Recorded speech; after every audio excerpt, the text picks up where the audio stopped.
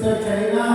So, mo ang atong igsoon. Let us welcome our very own and give a big applause to Brother Paul San Pablo Alima.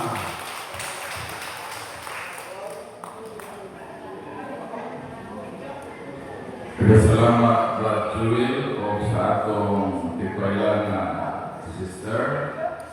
O kininyong tanan, ninian itambong sa pagpalawong sa atong pagtulong katoliko, atong hatagan o masipang palakpak ang atong Ginoo. Ninin atong duha ka oras na pagpalawong sa atong pagtulong katoliko, at least dunay duha ka importanteng butang na atong isgutan. Ang una mao, nganong kinahanglan magkatoliko ang tao. Suman mo ang unang importanteng butang na atong isgutan.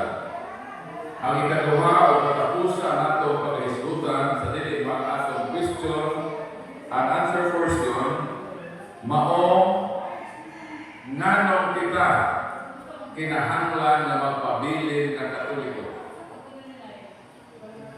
Ang una na itong isdutan, nganong kinahanglan magkatoliko ang tao alam din sa mga dili pagkatoliko. Ilabi na sama ka na ko kaniadto na dili usab ako katoliko. Nganong kinahanglan na magkatoliko. Ang ikaduha isdutan nato, nganong magpabilin kita katoliko, alam ni kanato mga katoliko na. Nganong magpabilin man ta ni ining mao na simbahan. Unsa man ang bukad na katarungan. Sumatugo sa una na akong isdutan, nganong kinahanglan dayon na magkatoliko ang tao. Mao ni ang usa sa bukad na rason kung nganong magkatoliko gyud ang tao. Kay si Kristo nagtukod o usa lamang karelihiyon, usa lamang ang itukod ni Kristo. Mabasa ka na sa Mateo Kapitulo 16, 18. Unsa may gipamulong sa atong Ginoo? Mingon ang Ginoo, I will build my church. Christ never said, I will build my churches. Santo pa, diha mismo sa pulong sa Ginoo, giklaro niya na ang iyang tukuron dili daghan. Pila iyang tukuron? Usa lang, itawag church. Kaya ang plural ng church, churches man. Mga simbahan. O di pasabot, ang itukod ni Kristo usaran. Pero ikasubo, kakaroon, nagdahanap mga dito'y hakaw sa kalibutan. Miabot na kita kaping kulang 50,000. Kanak kadaiyan mga tinuuhan sa kalibutan. Apan ang tinuod mao nga taliwala ni ining pagpanoy hakaw sa lain-lain mga pundok sa kalibutan, ang tinuod mao nga usara ang itukod ni Kristo. So ang pangutana, asa man dinhi ang nag-inusaran simbahan nga itukod ni Kristo. Unsaon nato pag-ila ang tinuod na simbahan ang itukod ni Kristo, taliwala sa nagkailain ng mga tinuuhan na nanoy hakaw sa kalibutan. Kung saan nato ka makita nato, mailhan nato na maokini ang simbahan na itukod ni Kristo, taliwala sa uban ng mga simbahan, kinahanglan kita na dunay timaan. Sama niyan to usa ka babae. Ang usa ka babae, dili pa siya andam na maghimong pamilya. Apan nasipyat siya na naman iya magnahatag ang iyang pagalingon sa usa ka lalaki na gituuhan niya na nahimong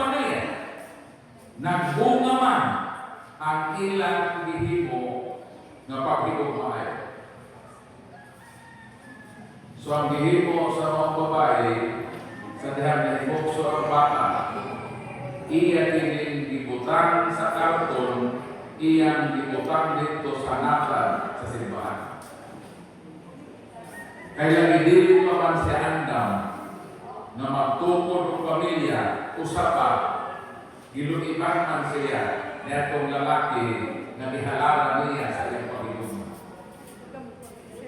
So, ang bata na bago na ibukso, gibutang sa karton, gibutang diha sa natal sa simbahan.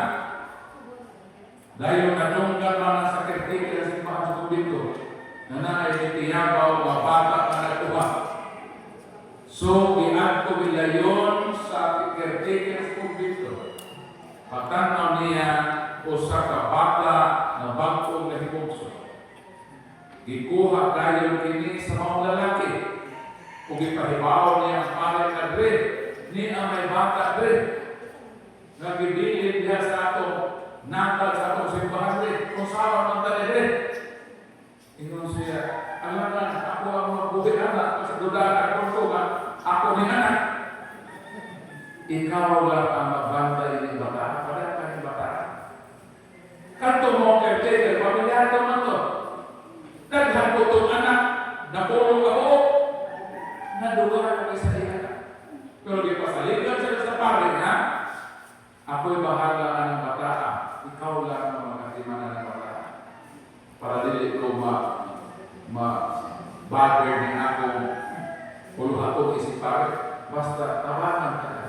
Ganang bata, muna ko na ubos sa ako na pagsuporta. So, mga istorya, gibuhi niya ito mga caretaker na doon na ko napulo ka na.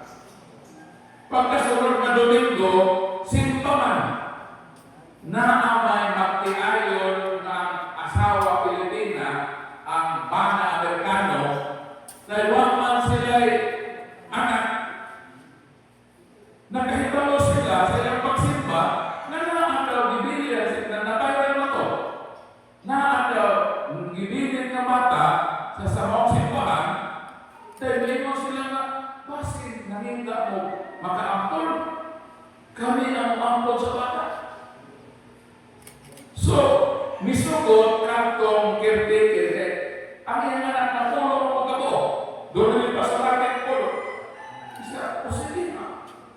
Tapos, na niingon ang magtiayon na ang bata Amerikano na kami ang maghatag o maayon o maon na ining mga bata. Dahil unamo siya sa Amerika. Ingundayon ang pare na sige, atong i-arrange ang adoption paper.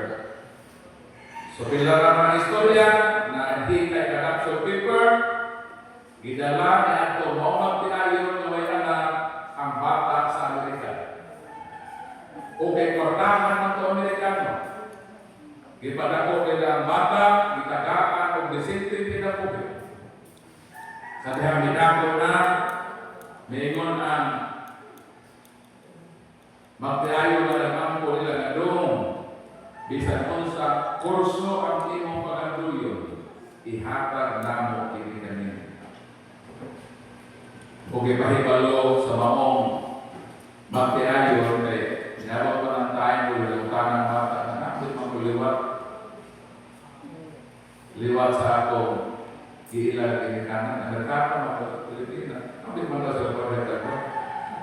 Sugiinan sa parents niya, isultihan din ako. Nga amo kang dinala sa Amerika. Jadi dia ang mga sa iyong inahan. Simbahan. Pero ayaw ko rin. Ang Ginoo na ako'y mga pamaagi na bisan nabandun ka. Pero na ako'y binasagok ni mo nga naninguha matagaan ka mayong kinabuhi. Kung grasya na sa Ginoo para niya. Naghigog magyakon na sa Ginoo. Naliwala sa mga pakitago sa iyong Ginoo. So doon man, nag-istorya siya, nakuha kurso, nag-masteral, nag-doctorate, wapamatag mo, misipaw lahat na kurso. Kwartahan nabusan sa kinabuhi, nagpabilin ang interest sa kasing-kasing. Kung sa mga interest, nahibaw mo ko sa kapatuloy siya. Ang loneliness na asa ka ang aking tinuod ka. Kung sa kayo hinungdan na nabiyaan ako. Gusto niya na mahibawaan ang tinuod ng pagkatao. Nalwala sa kamatuoran na abunda siya sa financial, kaya patuyagan na siya. Ang pakigugma ba sa nakadatiya, ang kalukoy, nakikibataan na abandon, kami ang makigugma niya. Pero lagi, isa sa saon, ang kasing-kasing nangandoy sa kamatuoran, asa, unsa man akong tinuod o pagkatao, kinsa man ang akong pagkakanan. Muna ang maong batanon na successful na, ninyo na po siya na ako'y anak. Balibayon na po siya, pero na-ako'y panahon na masulog ko siya. O nag-decide siya na pagkitao na ako ang akong pagkakanan. Pero asa man ito ba? Asa man, kung sa may ako buhaton, para makita na ko siya. Niadto siya, niadto naghanap kaniya kay matigulang naman. Ingon siya, Dad, Ma'am, nabi ko kanan ninyo. Wa bagay din mailhan, wa bagay pamaagi, na mahatag ninyo na nako, na mulid nako, na pangitaon nako o tinuod ng kanan. Ningon ang nag-ampun niya, do gamay na diyon ang informasyon na ako amo mahatag ninyo. Gibase na po ni namo ni Adto nakapunit nimo nakikita sa mga. Sultihan ka na ko dong upak lang ka mga timaan. Ang pwede nimong ang nasayra namo na among ikasir nimo sa imong tinguha na pangitaon ang imong tinuod nila. Tingon ang moong inampor ka sa mga Ma'am, mabado natin. Ang una dong kay sa kaya gibilin ka na itong bago ka mahibugso. Nihila ka dong dito sa natal sa ibahay. Kadunggan dahil ka sa kartikir, kung ianto dahil ka dito sa natal sa simbahan. Nakita niya doon ang imong nanay. Milakaw kilayo ang imong nanay. Ipautana pa ako nakapunit mo, kinsa man ka. Miingon man lang doon ang Maria doon siya. So ang imong nanay doon base sa istorya doon ang ngalan Maria. Pero ako kay babaw sa Pilipino. Dahil doon ang imong inahan kay misibag man pagbili mo ang imong inahan doon. Magtakian maglakaw. I-describe ba sa katapunan? Dahil kay bilingin man siya doon, pagtawag sa vertikir, nakita na naasay gamay na pahak sa ibata. Kung taliwala sa diferensya sa imong nanay doon, nga mito kakian maglakaw, kung doon pahak sa akta gamay, ang imong inahan wapa na babae. Muna ikaw po, pakita namo, na-attract sa mo, kay wapo ka na pagkabata. Kaya imong inahan, wapa. So, mo na impormasyon na yan, nakuha sa iyan, nagadat niya. Pila to ka mga timailhan, nagalang mga timailhan na magamit na niya sa pagpauli sa Pilipinas.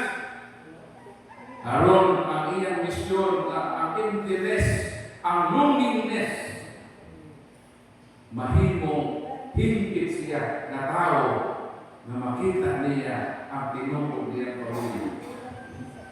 Ilan sa katimaan? Ato sa review? Upat. Upat no? Pangalan si Maria, magtakiang maglakaw, na ay pahak sa agtan, pero taliwala na ikalit ikopat, wapa rin nila. Kuha tayo sa plane ticket, wala siya makuha pabalik. Kung masa ka hibalo, kanos apa siya makabalik sa Amerika. Basta kaya ikuha, ang pablong pa sa Pilipinas. Kaya din tuyo ang iyang inahan yang dadon sa Amerika. Karon, niwala sa Pilipinas. Pagkaabot, nag-rent siya ko sa apartment. Nari sa mag-stay while maghimo siya search sa iyang makikikanan. So pagkahuman niya ito, ang iyang unang gihimo, kay kwartahan lang siya, nagpa-broadcast siya sa television o radio. Ewan siya niya, nangita ko sa akong inahan. Ako, si i-state niya yung pangalan, nangita ko sa akong inahan na ang pangalan Maria. Hoy, apelido man. Maria lang. Maman, kung tayo apelido sa pagkito. So, mga pang hindi pahibaw. Pahibaw kayo sa radio, plug kayo sa television, o kung kamo ang akong inahan na Aman Maria, at to alam ko rin mga address. Pakitahan lang ko rin ang address, kaya ang address, asa ka Estre, asa ka Municip, asa ka Lungsod, asa ka Provincia, pakitahan lang ko rin. Pagkasunod ang ilaw, mo'y iyang namaan, pagbukas niya sa iyang pultahan, bang gaghan ang babae ng Ilya. Ang tanang Maria, nagilid niya man. Pagkaghan man ng mga babae na nagibalik. Asa man na inin ako inahan. Ikisa na yung mga Maria ko. Ikaw, Maria ko. Ikaw, Maria. Ang ko dito sa pinagkatuloy-tuloy. Puro Maria. Ako ka na asa man na ako inahan. Nisamo, hinoon siya kalibog. Nalibog siya. Sa ako pa, ang pangalan, dili basihan. Kung nga ang imong basihan, dili mo makitaan ang imong ipakita. Bantayan niyo ako mga kanaan, mga hands. Sa akong buhok na ako pasabot. So, di ay kabasihan ang pangalan. Kaya kung ang alam na basihan, mga Maria magtutanan. Ngayon siya na, dili, wala tali ako ina. Dili, basihanan, nga Maria mong tanan, nagkamuna akong nanay. So, naglibog na hinoon siya. Mo nang giartan siya, o tulog ako. September na sa nga September, October, November, December. Hapit na siya ng surrender. Hopeless na siya. Muna, niadto siya dito sa simbahan na dito sa lakitan. Nisimba siya dito. Anak man to, December 25, 24 sa gabi. Isimba siya sa iyang simbahan. Sa katong lugar kami dito siya i-dili. Simba niya ito. Yun siya na human sa Pasko. Mulit yung pagkakas. Huwag mang yun ihata sa di mga pangalaman niya. Musimba ko ron. Yang kagusto ka itong mga Desembre ha. Bisan makasawa niya yung ginagawa.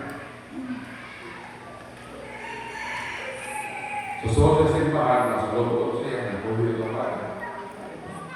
Decide na siya puhuli.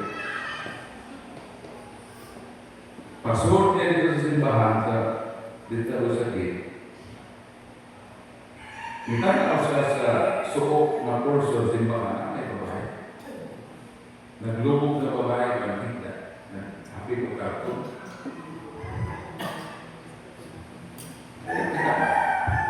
Malapit naman sa ipasol simbahan. So medyo may bakit sa kalukoy, kalikon ng babae, nagkuko ba, nagtatubag sa ulo, kung makita na ako. Ingon siya ka, Nay, babae, Nay. Paglinis sa babae, maumay nakita sa iyang mga mata ang pahak din sa atas.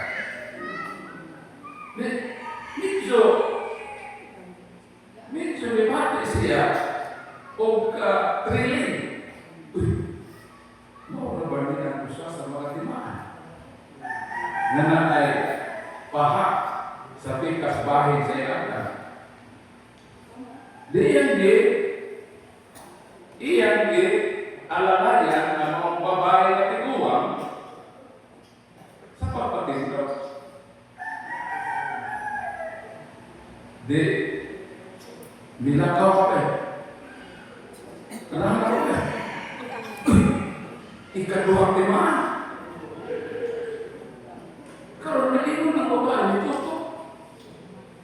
Ang babae na hipulong na itong lalaki na nagpabaro niya, ang lalaki, ang babae nitutok sa mga lalaki. Umingon siya. Nakailan ko din. Pariha ka o panagway sa lalaki na akong higugma kanya. Ang lalaki na akong ihararan sa akong pagigugma apan iya kong gibutihan.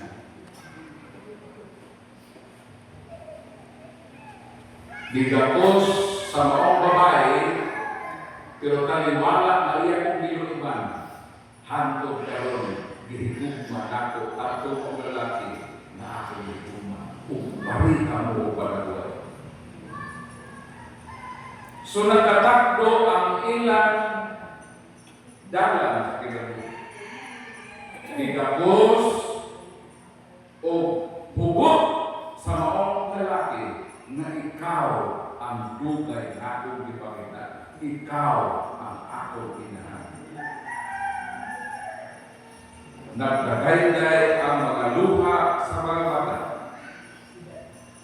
Nasa katapusan higayon, na kumplito ang Pasko sa maong lalaki, girigaluhan sa Ginoo sa pinagmamaanindot na Pasko sa iyang kinabuhi. Ug miingon siya, ikaw ang akong inahan na ipakita. Ingon ko ang babae, ikaw, pasayo ako sa akong nabuhat, nagipilin ko ikaw sa simbahan. Apan dinhi, ining simbahan na ako kang gibiling, dinhi kayo sa nako, ikaw makapagdan. Ako kang ipamita, ibalik ko dinhi sa simbahan. Apan wala ko na ikaw kiti, mo na naglaroy-laroy ako sa pagpamita. Muna sa tamang grasa, isayaw kabalaan ka na, masayaw na tada. Walang itnianit ko sa Pilipinas, kay ako kang ipamita, kay tapon ko ikaw sa Amerika. Mautag ko ang pinagdadabis sa Pasko, na itabo sa kinabuhi, palakpakan na. Sumanon ako ng istorya ninyo, kay ingon ini ang atong pagpamita sa kamapuuran. Na si Kristo nagtugod si Kristo. Nagtugod siya o sa lamang katinuuhan. O sa lamang kaliliyon. Apan birti manggaghanan ng lihakaw ron ng mga bundok sa kalibutan. Asa man ini ang itugod ni Kristo. Sama ni Anto mong lalaki, nakita niya ang tinuod niyang inahan o ginikanan tungod sa upat ka mga timaan. Kung saan ang pagpangita ang tinuod o gitugod ni pinaagi ba sa ngalan? Nakit-an ba sa mga lalaki na nakita sa inahan? Nakit-an ba niya sa dihang nilimon sila na sila mo sa Maria? Dili barahan na diha lang pamangita o ngalan. Iglesia ni Cristo, Jesus is Lord, Iglesia sa Diyos, Seventh Adventist, dili diha. Kaya di sa nagpipit ang ngalan sa Ginoo, di na mao. Na minuman ang Ginoo sa Mateo 24:25, pagbantay ka mo.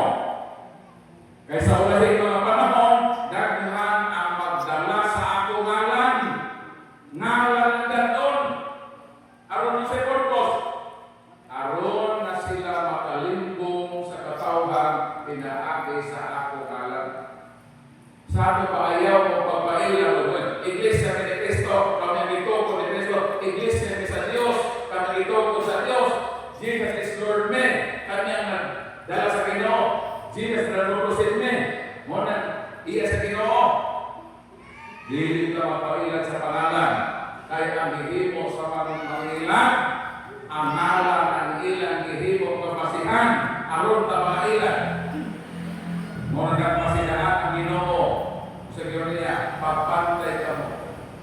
Niya ng mga pundok na magbitbit sa akong ngalan, kay magpahisalaat ka na sila sa akong katawan. Dili ang pangalan ang basihan. Ang akong basihan, ang mga likod na timaan.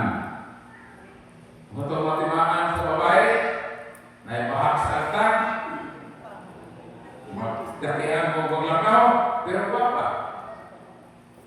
Ang atong simbahan, di naman ay simbahan na perfecto. Na ang putay mga pahak. Ang atong pagkalagan ko, takian. Ang uban, masimba, dili, Domingo, pagkahapon nato sa bulangan. Diba? Takian nga itong pagkalagan. Nato sa Ginoo, ato sa yawa ko, mga naanak ka. Pero taliwala nila atong pagkakatoliko, nga natin mga diferensya. Ang atong simbahan, matahong. Nga nung matahong ni simbahan na, kaya dito ko man ni Kristo. Magtoko niya Ginoo, bate. Dili. Kaya siya man ang Ginoo nga maanya. So ang iyang simbahan ito. Pero na ay mga diferensya. Kita isip simbahan. Ang simbahan ng mga pilihan, ang una, ang buhing simbahan. Kita na. Ikatuwa, ang simbahan na building. Kita tinawag na the living church. Buhing na simbahan. Kaya nga itong simbahan, non-living church din. O manikin na buhing. Bahalang mahugnog din. Kung naapatan ang mga buhing na simbahan, magtulpo na kung saan ba kung building ko. Ay, problema ng simbahan ni Instructor. Ang importante kita naman yung bahay. So si Kristo nagtukod sa lang kabuhing simbahan, meaning katawhan na niyang gitukod. Nipod nila ang simbahan na building. Hindi magkabakatigod ang iyang buhing simbahan, magkatigod na simbahan na tinukod. Kini tinukod sa tao. Kita, tinukod na sa Ginoo. Usa lang ang gitukod sa Ginoo. Kanos na gitukod? Gitukod ni atong year 33. Bote pa sa ang tinukod ni Kristo, kaya na ito eh. Sumadahan daw. 2026 minus 33. Pila na katuig ang gitukod ni Kristo na simbahan ng Usara. Didaghan na? 1,993 years old. Kung makita ka sa tinukod na simbahan, pangitao na to ang relihiyon